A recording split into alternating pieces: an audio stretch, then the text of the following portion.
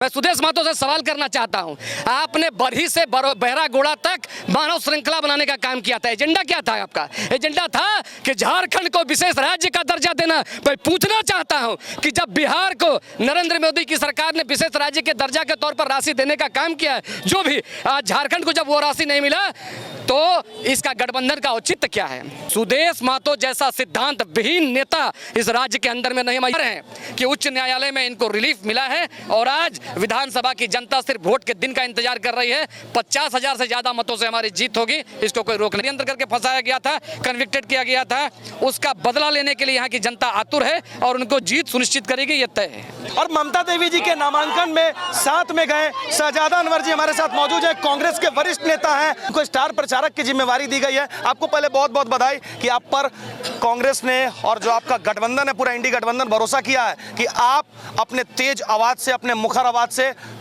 जनता के बीच में जाएंगे, सरकार की गई योजनाओं को आप बताएंगे और इनको नहीं पूरे राज्य में फिर से हेमंत सोरेन की सरकार बनाएंगे। सही है ना? धन्यवाद। कैसे प्रचार करेंगे, क्या क्या? क्रिकेट के मैच में आप देखते होंगे, आखिरी ओवरों में जो टीम अच्छा बैटिंग करती है वो चुनाव जीत जाती है, जिसको स्लॉग ओवर्स कहते हैं। तो हम कह सकते हैं कि हेमंत सोरेन के नेतृत्व में जो सरकार चल रही है, शुरुआत में तो कोरोना काल में बहुत सारी समस्याएं, हालांकि कोरोना काल में भी विपरीत परिस्थितियों में हेमंत सोरेन की सरकार ने लोगों को जो दूसरे राज्यों में, दूसरे जगहों में, यहाँ तक कि विदेशों में लोग थे, हवाई जहाज से, ट्रेन से, गाड़ियों से लाने का काम किया। विपरीत परिस्थितियों पर यहाँ की राज्य सरकार ने लाखों रोजगार सृजन किया मनरेगा में, और हमारा जो फूड सप्लाई डिपार्टमेंट है उसने लाखों लोगों को लाभान्वित करने का काम किया। अभी आप एक चीज चर्चा कर रहे थे, मैं सुन रहा था सुदेश महतो जी के बारे में। सुदेश महतो जैसा सिद्धांत विहीन नेता इस राज्य के अंदर में नहीं। मैं याद दिलाना चाहता हूं, झारखंड की जनता को याद है आजसू पार्टी के पाखंड का, कि 2 विधायक आजसू पार्टी का, एक विधायक सत्ता पक्ष में और एक विधायक विपक्ष में। ऐसा इस देश में कहीं नहीं हुआ था। सुदेश महतो विपक्ष में और सीपी चौधरी जी सरकार में थे। दूसरी बात, मैं सुदेश महतो से सवाल करना चाहता हूं, आपने बरही से बहरागोड़ा तक मानव श्रृंखला बनाने का काम किया था। एजेंडा क्या था आपका? एजेंडा था कि झारखंड को विशेष राज्य का दर्जा देना। मैं पूछना चाहता हूं कि जब बिहार को नरेंद्र मोदी की सरकार ने विशेष राज्य के दर्जा के तौर पर राशि देने का काम किया, जो भी आज झारखंड को जब वो राशि नहीं मिला, तो इसका गठबंधन का औचित्य क्या है?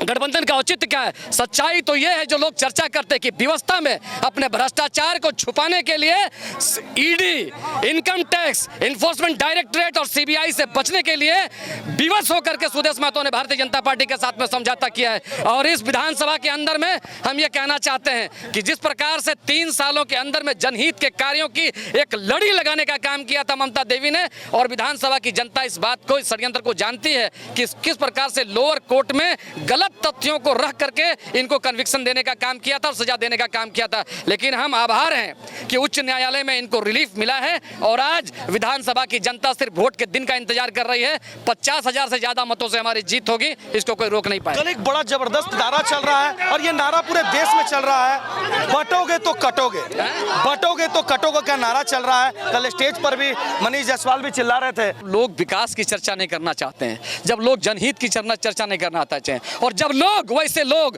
जो समाज और धर्म के बीच में अद्भुत समन्वय और सद्भाव और शांति और प्रेम और भाईचारगी को देख करके भयभीत हो जाते हैं, तो लोगों को बांटने के लिए, विद्वेष पैदा करने के लिए षड्यंत्र करते हैं। और वही षड्यंत्र का हिस्सा है इनका वक्तव्य। लेकिन इस राज्य के अंदर में हेमंत सोरेन के नेतृत्व में ऐसे षड्यंत्रकारियों का साजिश कभी भी सफल नहीं होगा। इस राज्य में हेमंत सोरेन के नेतृत्व में जो गठबंधन है, झारखंड मुक्ति मोर्चा, कांग्रेस और राष्ट्रीय जनता दल का, वो स्वीप करेगा, ये तय है। चाहे वो संथाल परगना हो, उत्तर छोटा नागपुर, दक्षिण छोटा नागपुर, पलामू प्रमंडल, पूरे राज्य के अंदर में एक लहर चल रही है और सरकार हमारी बननी तय है। अंतिम सवाल, आपको स्टार प्रचारक बनाकर पूरे राज्य की तो जिम्मेवारी दी गई है। पिछले बार उपचुनाव हुआ था, जीत नहीं दिला पाए थे आप, इस बार क्या कुछ चलाएंगे मजबूती से कि ममता देवी को जीत दिलाएंगे आप? नहीं, पिछले बार में परिस्थितियां अलग थी, आज परिस्थिति अलग है। स्वयं ममता देवी जी यहां पर मैदान के अंदर में हैं और इनकी कमी हमको उस चुनाव में भी खल रही थी।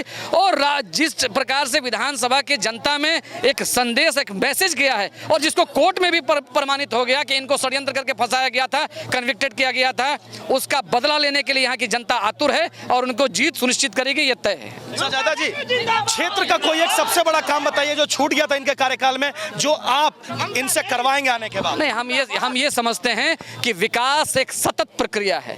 विकास एक सतत प्रक्रिया है। हम यहाँ पर महसूस करते हैं कि स्वास्थ्य के क्षेत्र में भी बहुत सारे काम हुए हैं, विद्युत आपूर्ति के क्षेत्र में भी बहुत सारे काम हुए, लेकिन हम यह समझते हैं कि यहाँ पर शिक्षा के क्षेत्र में और कुछ करने की आवश्यकता है। अगर संभव हो तो यहाँ पर एक मेडिकल कॉलेज अगर संभव हो सके तो उसका जो है यहाँ किसी प्रकार से निर्माण यहाँ पर होना चाहिए। इस बात का प्रयास हम लोग करेंगे। मेडिकल कॉलेज बनेगा इस बार? नहीं, प्रयास हम लोग करेंगे। बनेगा। और सबसे बड़ा मुद्दा है कि पलायन देखिए, अरे आपकी सरकार आ जाएगी, आपकी विधायिका बन जाएगी तो एक मेडिकल कॉलेज नहीं दे सकते सर? मैं ये भी बता सकता हूँ, पढ़े लिखे लोग इस बात को समझते हैं, राज्य के हर ब्लॉक में मेडिकल कॉलेज नहीं रहता है। हमने ये कहा कि कोयलांचल का ये एक महत्वपूर्ण क्षेत्र है, यहाँ पर निश्चित तौर पर जीतने के बाद में हमारी माननीय विधायक प्रयास करेंगे सदन के अंदर में, राज्य में अगर हमारी सरकार बनेगी तो माननीय मुख्यमंत्री से बोल करके कि उत्तर छोटानागपुर के इस महत्वपूर्ण जगह पर एक मेडिकल कॉलेज बनना चाहिए। बहुत बढ़िया। और यहाँ पर राष्ट्रीय जनता दल के भी उनके समर्थक मौजूद हैं। छोटे शब्द में बताइए, नारा लग रहा है, कैसे सफल बनाएंगे कि अब की बार 50,000 पार का नारा दे रहे हैं लोग? इंडिया गठबंधन के तमाम झारखंड मुक्ति मोर्चा, राष्ट्रीय जनता दल,